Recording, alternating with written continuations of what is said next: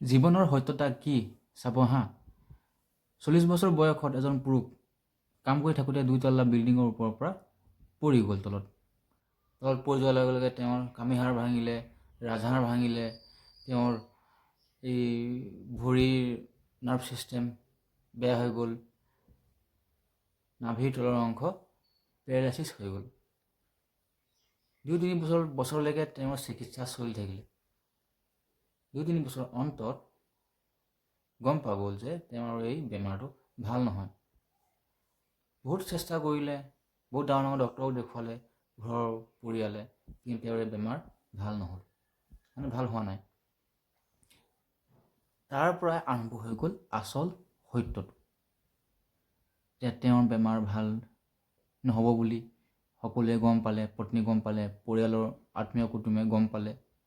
তেতিয়াৰ পৰা তেওঁক মৰিবলৈ আশীৰ্বাদ কৰিব ধৰিলে। যি তেওঁৰ পত্নী, যি অন্তৰ আত্মাৰ পৰা ভাল পাইছিলে, সেই পত্নী এতিয়া তেওঁ মৰিবলৈ অভিশাপ দিব ধৰিলে। যি সন্তান এদিনো বাপেকক চকু ডাঙৰ কৰি চোৱা নাছিলে, সেই সন্তান এতিয়া বাপেকক ৰঙা চকু দেখুৱাব ধৰিলে। পত্নী বেলেগ পুৰুষৰ লগত ঘূৰি ফুৰিব ধৰিলে।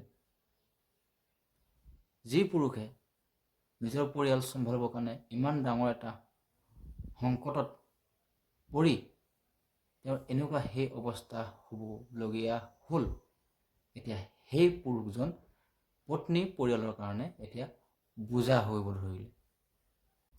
আপুনি তেতিয়ালৈকে মানুহৰ প্ৰিয়, পৰিয়ালৰ প্ৰিয়, আত্মীয় কুটুমৰ প্ৰিয়, যেতিয়ালৈকে আপুনি কামৰ লায়ক থাকিব, দেহা সুস্থ হৈ থাকিব।